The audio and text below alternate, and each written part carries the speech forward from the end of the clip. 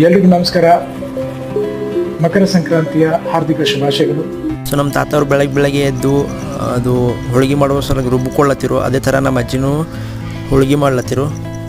ನಿಮ್ಮೆಲ್ಲರದು ಮತ್ತು ನಂದು ಫೇವ್ರೇಟ್ ಆಂಬೂರು ಹೋಳಿಗೆ ಯಾರಿಗೆ ಇಷ್ಟ ಆಗಲ್ಲ ಹೇಳ್ರಿ, ಅದು ಎಲ್ಲರಿಗೂ ಇಷ್ಟ ಆಗೇ ಆಗ್ತದೆ. ಸೊ ನಾವು ಒಂದು ಸ್ವಲ್ಪ ಸಾಮಾನು ತರ್ಲಕ್ಕೆ ಹೋಗಿದ್ದೆ ಹೊರಗೆ. ಸೊ ಇಲ್ಲಿ ನೋಡ್ರಿ ನಮ್ಮ ತಾತ ಅಜ್ಜಿ ಬಜ್ಜಿ ಮತ್ತು ಪಾಪಡದೆಲ್ಲ ಹುರಿಲತ್ತಿರು.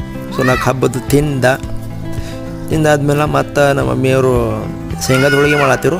ಸೊ ಅದೇ ನೋಡ್ಕೊಂಡು ಕೂತಿದ್ದೆ ನಾನು. ನನ್ನ ತಮ್ಮಗೂ ಕೇಳತ್ತಿದ್ದ ಏನು ತಿಂದು ಅಂತ. ನಮ್ಮ ತಾತ ಅವಪ್ಪಂದು ಪುಣ್ಯತಿಥಿ ಇತ್ತು, ಅದ್ರ ಪೂಜೆ ಮಾಡಿ ಆಮೇಲೆ ನಾವು ಊಟಕ್ಕೆ ಕೂತ ನೋಡ್ರಿ, ಇದೇ ಸ್ಪೆಷಲ್ ಊಟ. ನನಗಂತೂ ಭಾಳ ಇಷ್ಟ ಈ ಥರ ಊಟ ಉಣ್ಣಕ್ಕೆ. ಅದು ಹಬ್ಬದ ದಿನಾರೇ ಸ್ಪೆಷಲಿ ಭಾಳ ಪುರ್ಮಾಸ್ ಉಣ್ತೀನಿ ರೀ ಇವೆಲ್ಲ.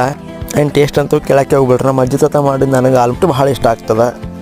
ಆ್ಯಂಡ್ ನಾನು ಈ ಮಿನಿ ಬ್ಲಾಗ್ ನೋಡಿದ್ದಕ್ಕೆ ನಿಮ್ಮೆಲ್ಲರಿಗೂ ಥ್ಯಾಂಕ್ ಯು ಸೋ ಮಚ್. ನಿಮ್ಮೆಲ್ಲರಿಗೂ ಹೊಸ ವರ್ಷದ ಶುಭಾಶಯ.